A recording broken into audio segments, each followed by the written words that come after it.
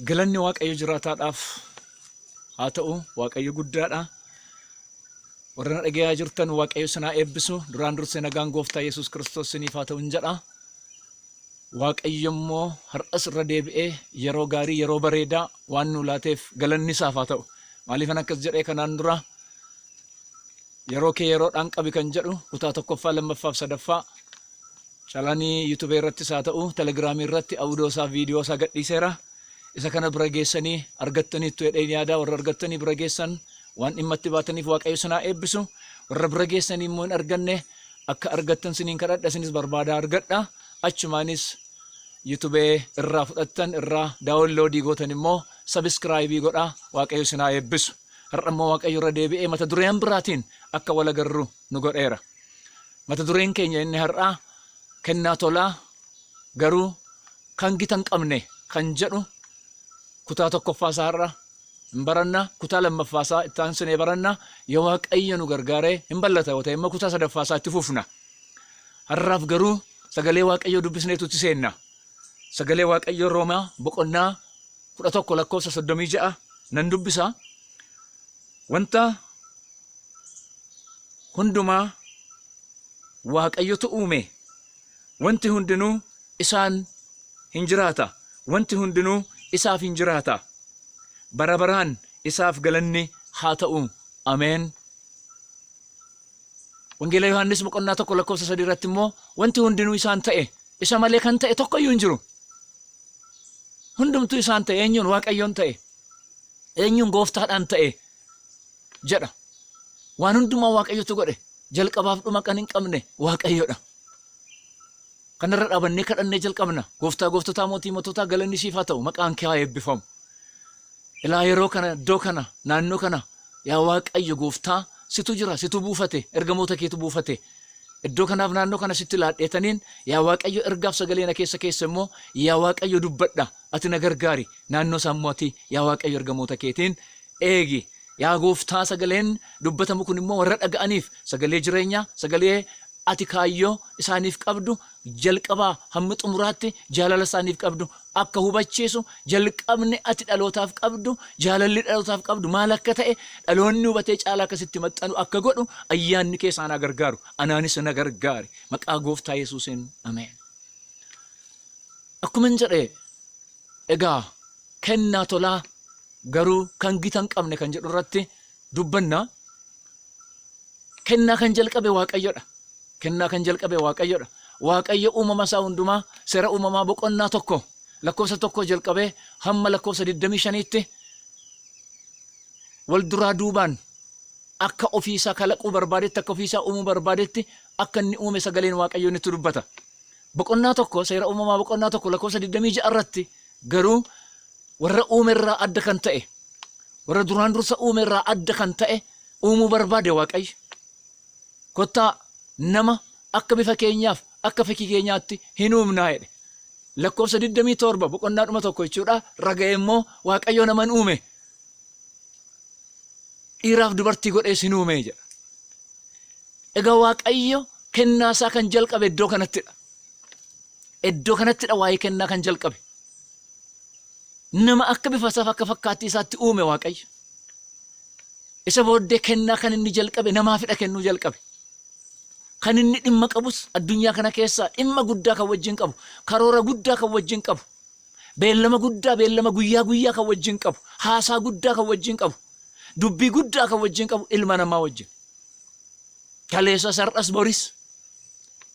Kanaafidha akka bifa isaatti, akka simboo isaatti, akka fakkaattii isaatti uume Waaqayyo. Kennaa kan jalqabe Waaqayyodha. Kennaa gaafa jalqabu immoo kennaa tolaa jalqabe Waaqayyo. Kennaa tolaa duwwaa miti, kennaa ulfinaa, kennaa gita hin qabne, kennaa olaanaa, kennaa xaaboo, kennaa duraa kan burqaansaa waliin hin makamne, kan burqaansaa hin boorofne, kennaa qulqulluu kennuu jalqabe Waaqayyo. Kanaaf gita hin qabu. Ittaanee waa'ee kennaa kan beeku namadha. Akka bifa Waaqayyoo fi akka simboo Waaqayyootti waan uumameef garuu nama biras kennaan tolaa hin jiru.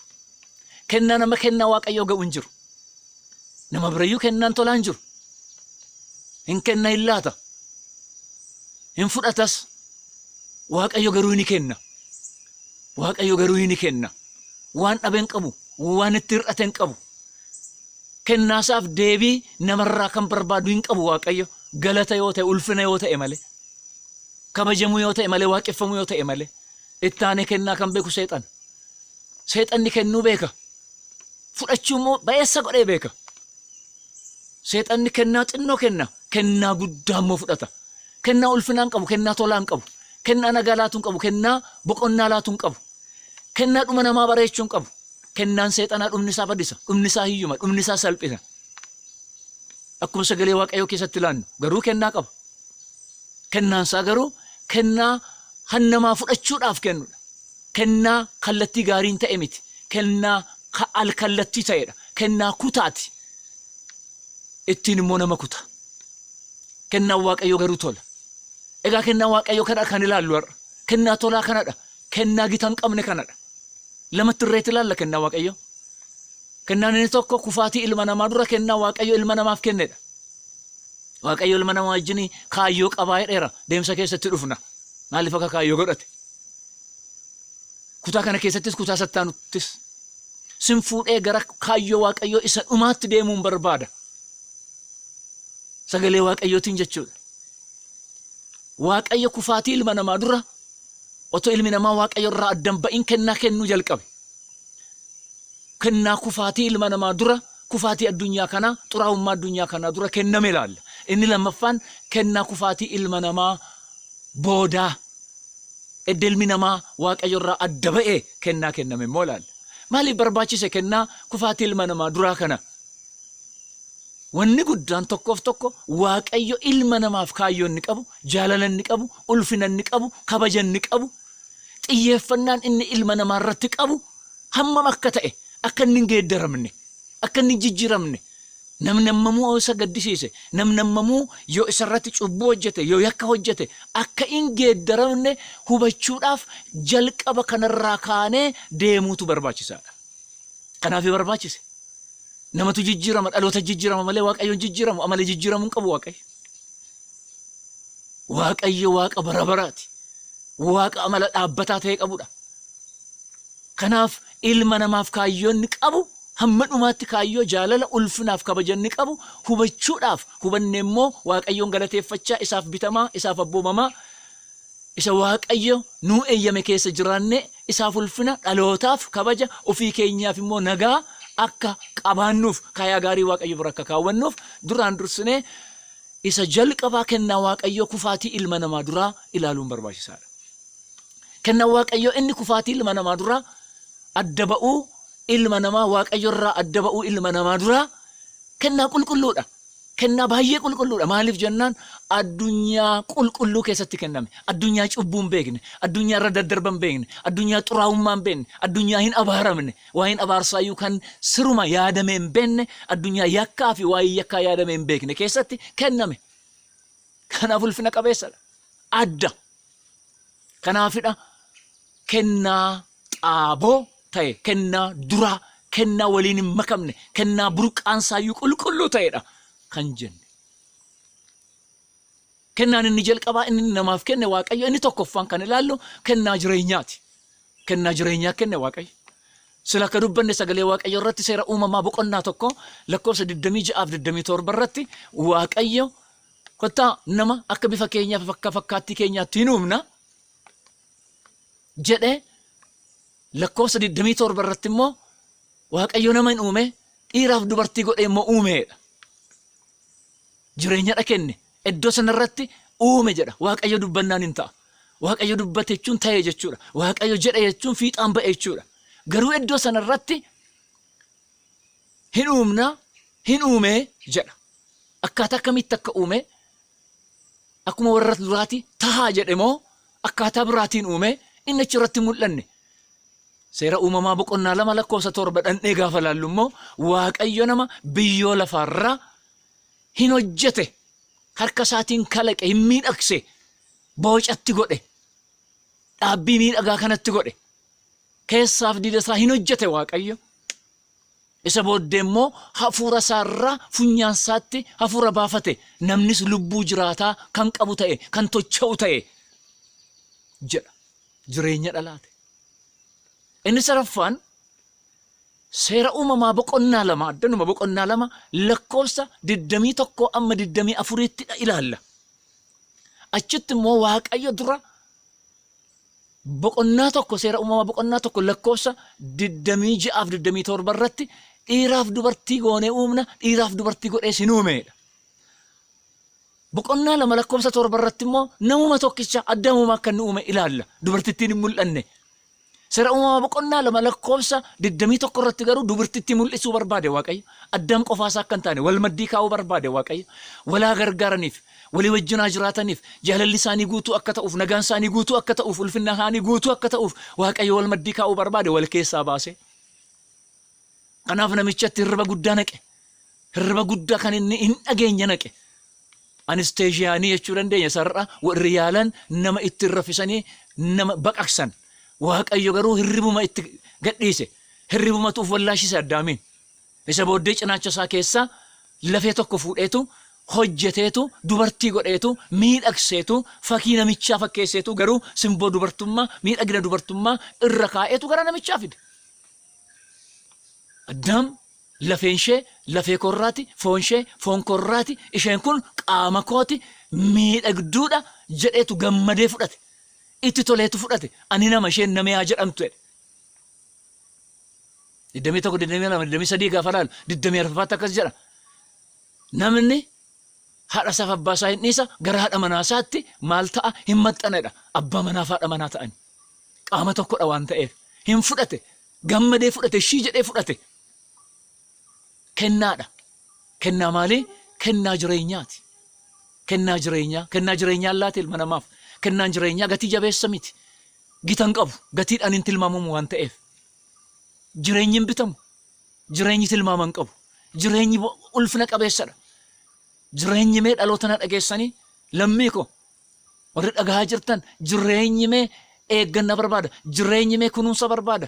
Jireenyi mee iddoon taaneen oole iddoon taanetti hin gatamu. Jireenyi waan hin taanetti hin dirmu. Gitan qabu kaa gatii jabeessa. Garuu dhaloonni keenya jaarraa har'aasaa ta'u jaarrawwan darban keessatti akka seenaa dubbisnu jireenyuma kana keessatti jireenyuma kanatti dhahaasa'a. Addaan faayyuu jireenyuma kanadha kan isaan xureessan. Jireenya kana dhamee iddoon taanee oolchina. Sagaagalummaaf oolchina. Xuraawummaaf oolchina. Nama ajjeesuuf oolchina. Salphinaaf oolchina. Waaqayyoon salphisuudhaaf oolchina. Ofiis uf salphisuuf oolchina. Dhimma ittiin baanu. Dhimma ittiin baanu jireenya boonsaa ulfinaaf dhufe iddoo ulfinaa dhiifnee iddoo salphinaa oolchinee akka hin taane ta'ee gaaf tokko hin qurxama karaatti. Jireenyi kee jireenya boonsaadha. Jireenya ulfinaati. Gitan qabu. Eeggadhu jireenya keef dhaloonni na dhageessu. Jireenya keef eeggadhu. Jireenya Waaqayyo sii laateef eeggadhu. Keessumaayyuu inni har'aa immoo jireenya gatiin itti ba'edha. Keessumaa warri mana Waaqayyoo qaama gooftaa Kiristoos keessa jirtani qaamni keessan gatiitu itti ba'eera. Han keessan miti. Gatii guddaatu itti ba'eera. Eeggadhaa jireenya keessaniif. Jireenya keenya iddoon taanee oolchina. Salphinaaf oolchina. Badiidhaaf oolchina. Nu gargaaru Waaqayyo. Inni lammaffaan ilma namaaf Waaqayyo kan inni laate eebba wal horuuti. Eebba wal horuu. Eebba guddaadha eebbi wal horuu. Eebba wal horuu laate Waaqayyo. Nama uume sana boqonnaa tokko lakkoofsa 27 irratti dhiiraaf dubartii godhee uume jedheetu isa booddee akkaataatti isaan jiraatan erga dubbatee booddee gara lakkoofsa 28 boqonnaa tokko 28 dhaqee immoo akkas jedha. Kennaa duwwaa miti inni kun immoo eebbadhas. Eebba jalqabaati. Kennaattu dabalee eebba jalqabaati. Inni kam wal horuun wal horaa baay'adhaa lafarra guutaa jedhe. Eenyuun dubartittiif dhiiricha wal horaa lafarra guutaa jedhe. Wal horuun dhala godhachuun gadameessi banaan eebba Waaqayyooti. Kennaa duwwaa miti eebba Waaqayyootis. Eebba jalqabaati inni kun ilma namaaf. Kennaa duwwaa miti eebba jalqabaati. Dhalli eebba jalqabaati. Wal horuun eebba jalqabaati. Ijoolleen eebba jalqabaati. Kanaafidha faarfannaa 127 lakkoofsa 3 irratti ijoolleen kennaa Waaqayyooti jigaraa eebba Waaqayyooti. Ijoolleen ga'eessummaa akka xiyya harka gootaa keessa jiraniiti. Namni warra akkasii qabu haa gammadu. Isaan gaafa yaa'ee abbaa isaaniif maatii isaaniif ulfina jedha. Achuma faarfannaa 128 tokko amma 6tti sirrii goonee haa ilaallu. Nama Waaqayyoon sodaatu akkasitti eebbifama. Namni Waaqayyoon sodaatu akkasitti eebbifama. Haati manaasaa akka muka wayinii ija gaarii gurduu gaarii godhatuuti. Ijoolleensaa inni isheerraa argaman immoo naannoo maaddii isaatti akka lata ejersaati. Guddinni isaanii lanni ejersaa hin guddata sirriitti, dhandhama qaba, zayita qaba, hin callambaa'u, fayyina of keessaa qaba, nagaa of keessaa qaba. Ijoolleensaa ijoollee nagaati, ijoollee ulfinaati, ijoollee dhalootatti tolanidha, dhaloota boriiti jechuudha. Namni ijoollee warra akkasii qabu hin gammada, dhala isaa arga, umurii quufa, ulfina Waaqayyoof ta'a jedha. Ijoolleen eebba Waaqayyooti. Garuu iddoo ta'utti, iddoo hin taanetti miti, dhiiraaf dubartittii gidduutti. Iddoo Waaqayyo eebbisetti sagaagalummaatiin miti, xuraa'ummaatiin miti. Gaa'ela Waaqayyo eebbise keessatti, gaa'ela Waaqayyo dhaabe keessatti, gaa'ela ulfinni Waaqayyo keessatti mul'atu keessatti ijoolleen eebbadha. Addaamiif Hewaan yoo Waaqayyo wajjin turaniiru ta'e dhaloota akkasii godhatu turan, hin obsine garuu karaa mataa sirna deemanii kufani. Ijoolleen booda godhatan garuu ijoollee wal ajjeesan, ijoollee wal diigan, ijoollee cubbuu, ijoollee waliif hin yaanne, ijoollee walirratti ka'an, ijoollee lafa abaarsaa godhan, lafa dhiigaa godhan ta'an.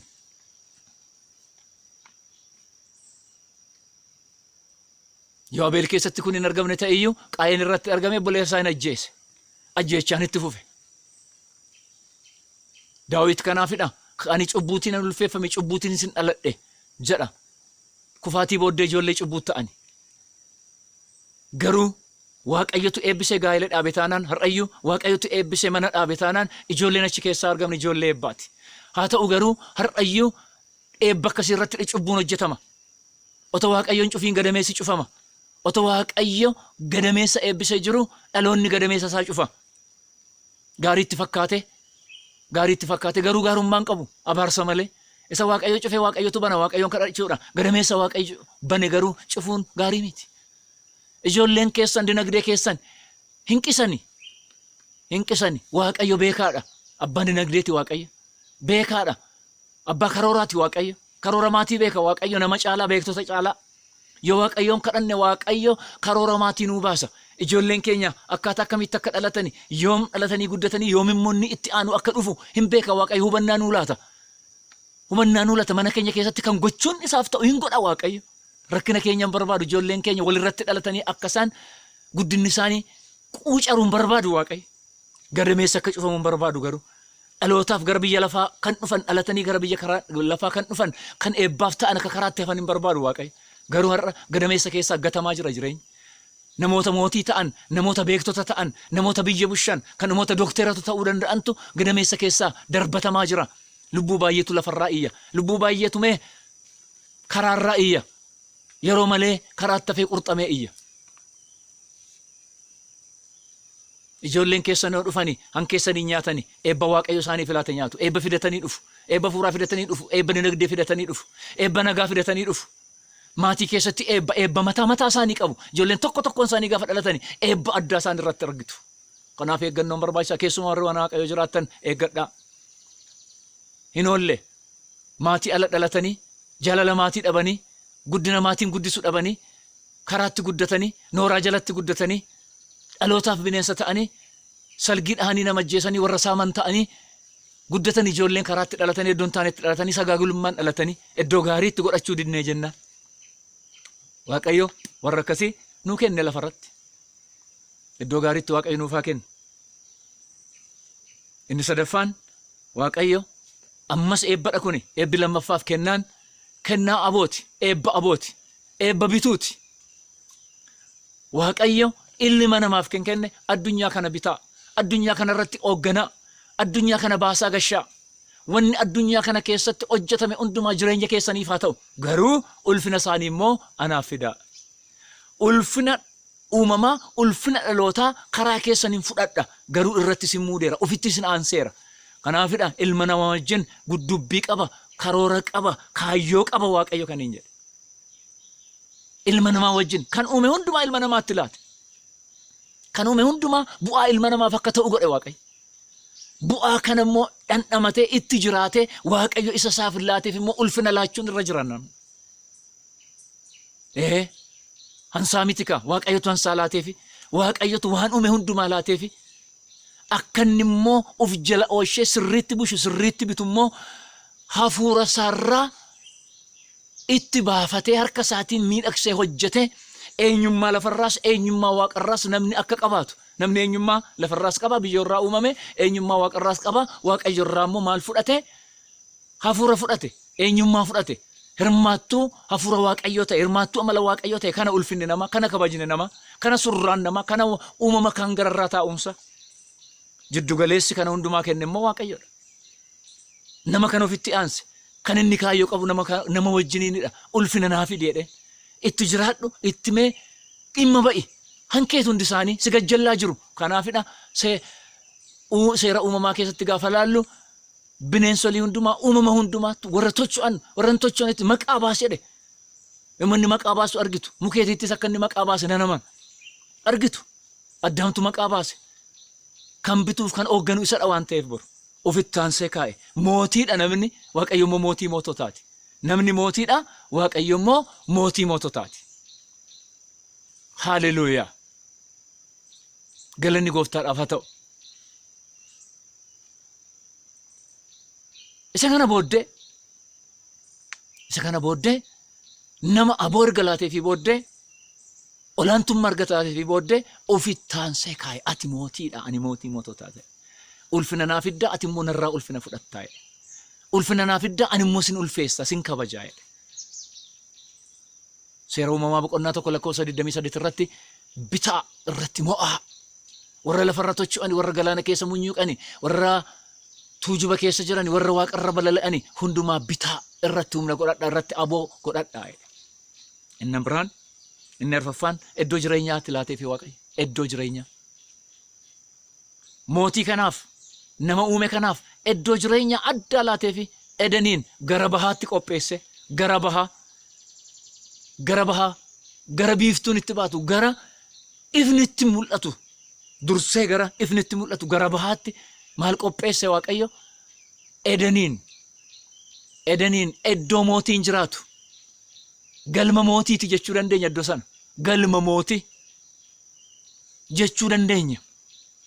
Galma mootii dura nama hin kufne sana nama ulfina qabu sana nama kabaja qabu sana nama waan hundumaan xuraa'ummaa hin qabne sana nama surraa qabu sana Edeniin qopheesseefiiti achi keessatti kan barbaachisu hundumaa qopheessuutti itti dhufna qabxiitti aanutti Waaqayyo achi kaa'e.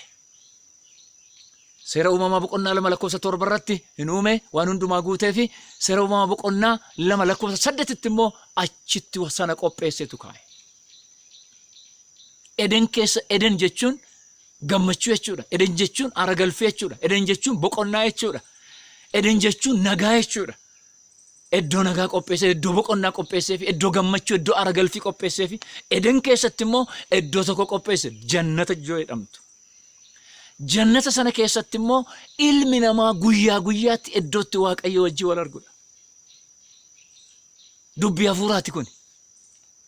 Wanna harkaan tuqnee bira ga'uu dandeenyuuti dubbii hafuuraati. Hafuura isa ta'e Waaqayyotu ilma namaa surraa qabu Waaqayyotti dhiyaachuu danda'u ilma namaa ayyaanaan guutame ilma namaa cubbuu hin qabne xuraa'ummaa hin qabne akka uumametti jiru wajjiniin guyyaa guyyaatti waaree booda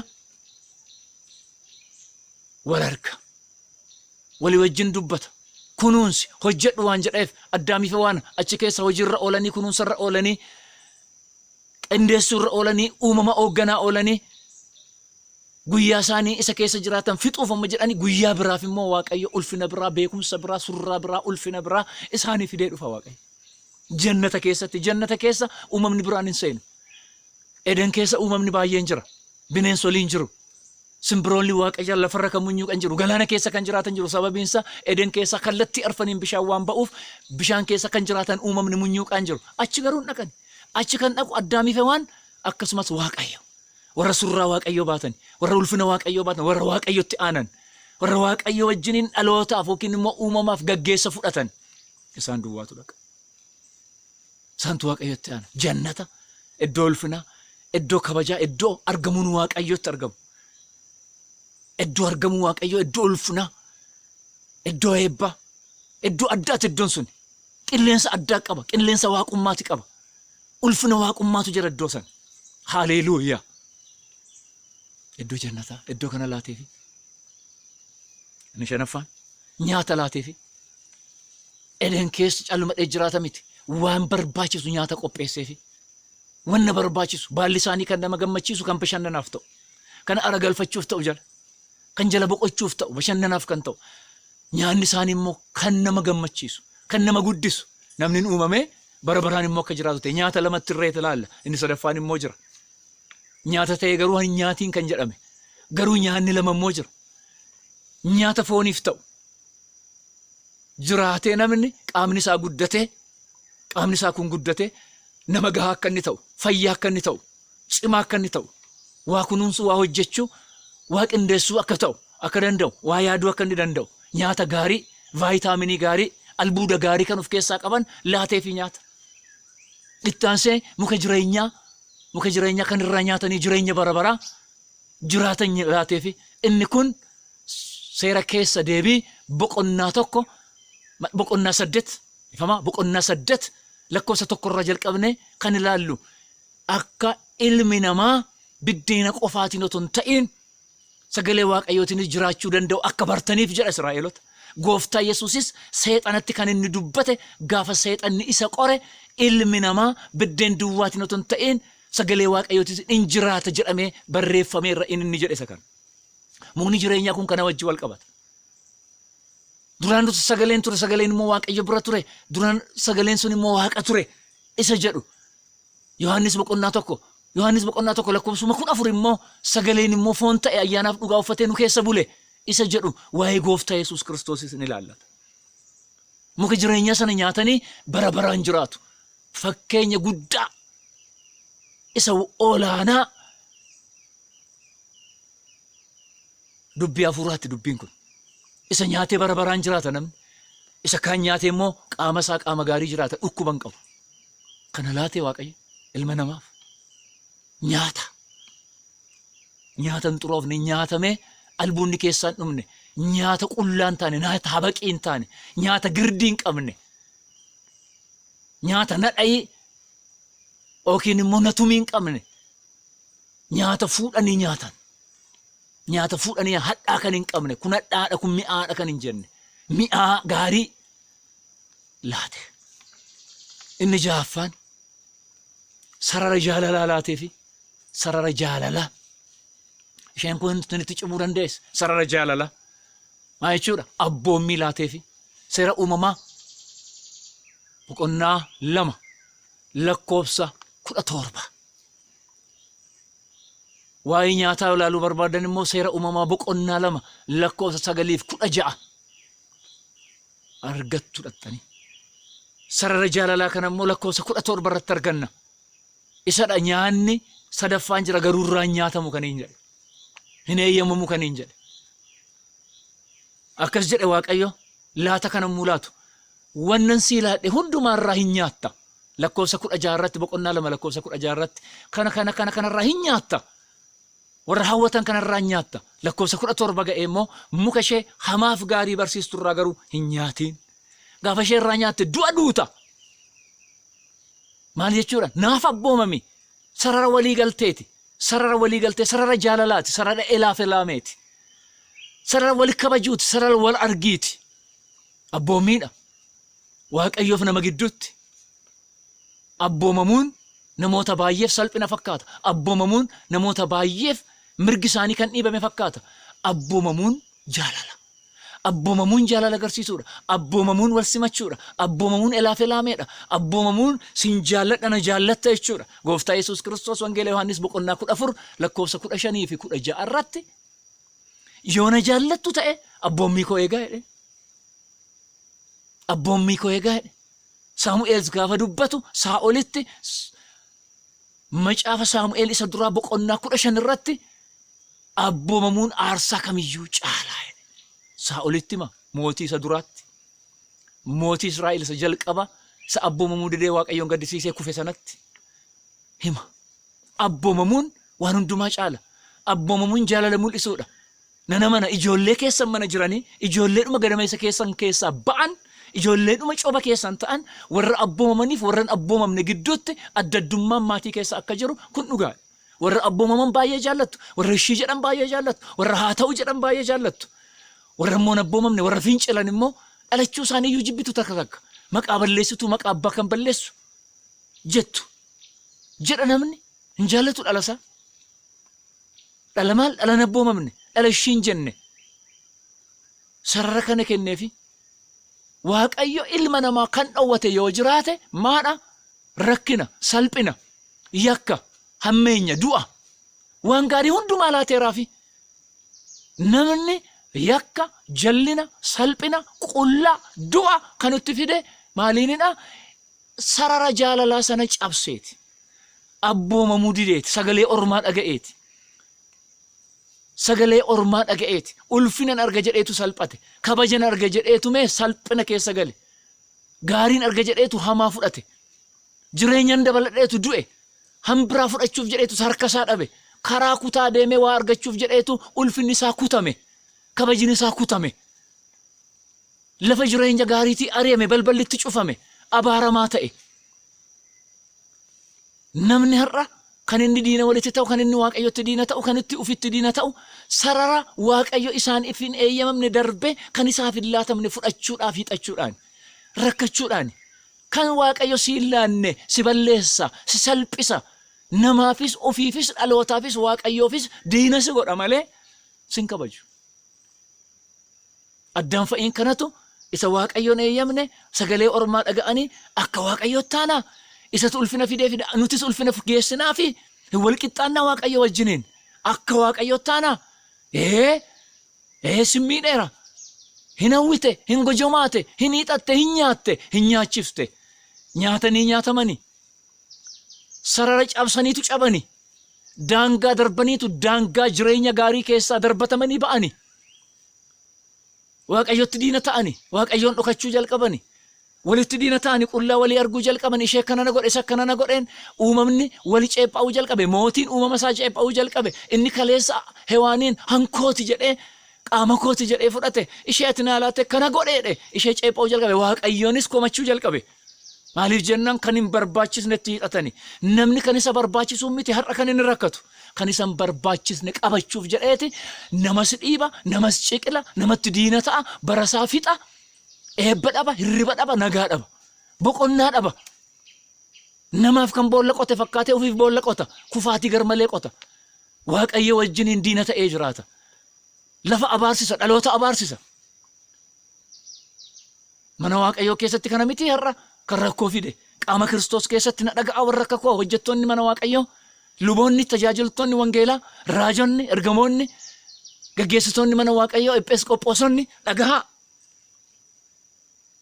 Madarakii yookiin immoo waltajjii waaqayyoo irratti wal dhiibummaa irraa dhufe wal jibbummaa irraa dhufe wal ciqilummaa irraa dhufe maqaa wal xureessummaa irraa dhufe gargar ba'insummaa irraa dhufe garee ijaarummaa irraa dhufe achuma Qorontoos irratti ni jalqabame har'as dabalee caalsisee bifa geeddarate maaliin dhufe kan sin barbaachisne qabachuuf jecha buleessa kee ciqilta jibbita maqaa balleessita xureessita waaqayyo immoo farada. Waltajjii isaa cal jedhaniisu inni kana booda waaqayyo yeroo firdiif ka'eedha. Waltajjii isaa qulleessuudhaaf kan si barbaachisu si ga'a. Ayyaanni si barbaachisu, beekumsi si barbaachisu, taa'umsi si barbaachisu. Boota siyaasaa biroo maa inni wal nyaachisu. Daangaa isaaniif hin eeyyamamne ce'uuf jechadhaan daangaa isaaniif eeyyamame keessa yoo jiraatanii koo dhaloonni waliin nyaatanii waliin jibban. Biyya keessatti har'a addunyaa keessas haa ta'u biyya keenya keessatti gaafa laallu alaabaa tokko hin beekamne lammii tokko hin beekamne maqaa tokko hin beekamne keessi keenya garuu borcamaadha. Lammiitu lammii ajjeesa firatu fira ajjeesa daangaa tokkoon lammii tokkoon alaabaa tokkoon beekamne garuu walitti diina handamaa barbaacha hanisa kaanii barbaacha inni waaqayyo si laate ulfina keeti. Hojii ergamootaa boqonnaa 17 lakkoofsa 26-27 deddeebiseen dubbadha iddoo kana waaqayyo nama tokko irraa uume boolluma tokko keessaa baase warra dhalatan warra immoo nama tokko irraa dhalatanii baay'atan kanaaf immoo daangaa kaa'e iddoo laate iddoo jireenyaa laate iddoo ulfinaa laate kan isaan ga'u laate namni garuu hankoon hanga'u jedheetu hannamaa barbaacha namatti diina ta'a. Qe'ee namaa barbaacha, qabeenya namaa barbaacha, qabiyyee namaa barbaacha, albuuda namaa barbaacha, kan isaaf hin eeyyamne barbaachaadha. Rakkata dhaloonni, lammii ajjeesa, fira ajjeesa. Dhiisaa isa fagoo haati mana abbaa manaa irratti, abbaan mana haadha manaa irratti, ilmi abbaa irratti, abbaan ilma irratti, haati manaa abbaa manaa ishee irratti, intalli haadha ishee irratti, haati intala irratti kan diina ta'an kan wal ajjeesan, kan mana sirreessaa guutan iddoo baay'eetti keessattis alattis dalagni gadheen badiin baay'een kan uumamaa jiru addunyaa keenya keessatti kan namni akka diinaa wal eeggatu. Maaliif? Hansaa kan hin taane barbaachadha. Kan isaaf eeyyamame Waaqayyo eeyyameeraa fi nagaa qaba kan eeyyame. Diina walitti hin godhu. Namnis diina walitti hin ta'u, Waaqayyottis diina hin ta'u, dhaloonni dhalootatti diina hin ta'u. Han isaaf ta'e otoo barbaada ta'e. Han nama barbaacha miti kan mataa dhukkubsannu.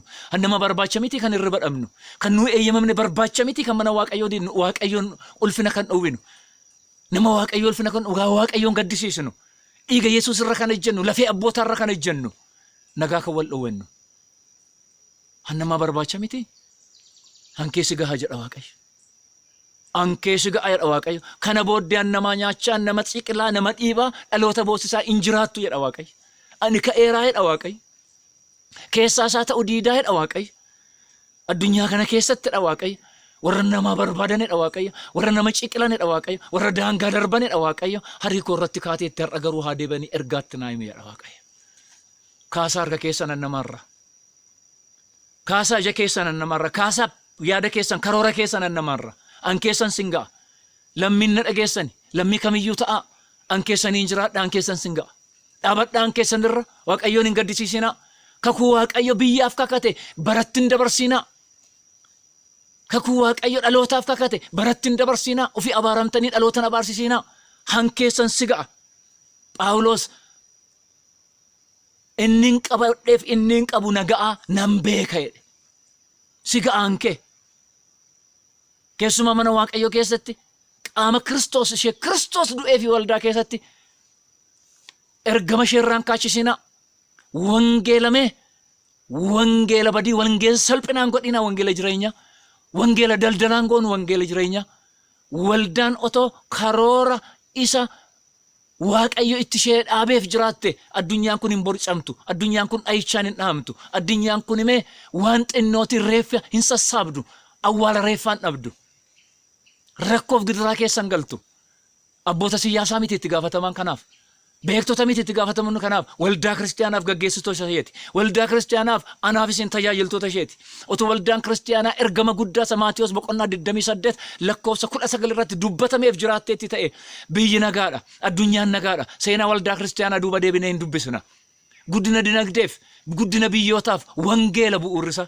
Har'a garuu waldaa kiristaanaa wali ciqiluudhaan, daangaa darbinee han ufiin taane barbaaduudhaan, obboleessa jibbuudhaan, jibba facaasuudhaan, wali caccabsuudhaan, walirraa adda ba'uudhaan, wal diiguudhaan, hankoo caalaatiin Waaqayyo mana isaatii keessaa baafnee, Hafuura Qulqulluu mana isaatii baafnee, ikaa boodgoonee mana Waaqayyo biyyas jeequmsaaf, biyyas du'aaf, dhaloota wal jeequuf, wal nyaachuuf gooneerra. Itti gaafatamtoonni warra waldaa gaggeessuun, warra waldaa tajaajilu, warra waamamne, warra ani jira jennu, warra raajii taane, warra wangeelaawota taane, warra soortota taane, warra luboota taane. Nu gaafata Waaqayyo haa deebinu. Nu gaafata. Han namaatiin hin jiraattu. Taa'umsa namaatiin hin jiraattu. Taayitaa namaatiin hin jiraattu. Ciqiltee ofii dabartee hin jiraattu keessaas diidaas. Inni Waaqayyo siilaati sigaa. Barri Waaqayyo siilaati sigaa. Yeroon Waaqayyo siilaati sigaa. Sigaa jedha Waaqayyo. Hankeetiinan si eebbisa.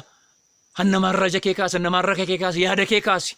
Baran qaba jettee naman dhibiin, baran qaba jettee naman ciqiliin, dhaloota hin ciqiliin. Sittis barriin dhufa jedha Waaqayyo. Ani Waaqayyo murtoo gaarii murteessa, fuula laalee murteessu. Ani Waaqayyo tolaadha jedha Waaqayyo.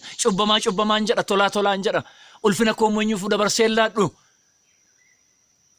Ulfina koo eenyuuf dabarsee laadhu. Galata koo eenyuuf dabarsee laadhu. Ani Waaqayyo nan hojjedha. Ilaaleera, madaaleera, buusee baaseera, yeroo laadheera, amma garuu ka'eera jedha Waaqayyo. Deebii dhaloota. Laariyaa sheekaraa balabarandosa turuma jinisa purra vagan in kadhanna meeshaa tara lalabos irraba labadana masikiridi livi janara lalabos galatoomi ergaan kun dhaloota keessaa galu, ergaan kun dhalootaa deebisu, ergaan kun karaa badirraa deebisu, sagaleen kun karaa badirraa deebisu sittin kenne gooftaa, naanis na gargaari. Kana booddee waan jirutti darbi, ergaa kanaan dhaloonnaa deebi'an, ergaan kanarraa yaa Waaqayyo hannamaan raja isaanii kan kaawwatan haa fuudhan isaanii taa deebi'an. Yaa Waaqayyo dhaloonni raafamin, dhaloonni abaaramin bara keenya bara nagaa, bara boqonnaa godhi. Yaa Waaqayyo gooftaa nama hundumaa hansaatti deebisi. Yaa Waaqayyo hankoo nagaa haa baru namni, hankoo nagaa yaa Waaqayyo haa beeku namni, isa daangaa darbee deemaa jiru iddootti deebisi. Ati harka kee yaa Waaqayyo araaraaf kaasi. Sitti laanna bara kana, sitti laanna iddoo kana. Waan na gargaarteef eebbifami. Ulfinni siif haa ta'u maqaa Yesuusiin ameen.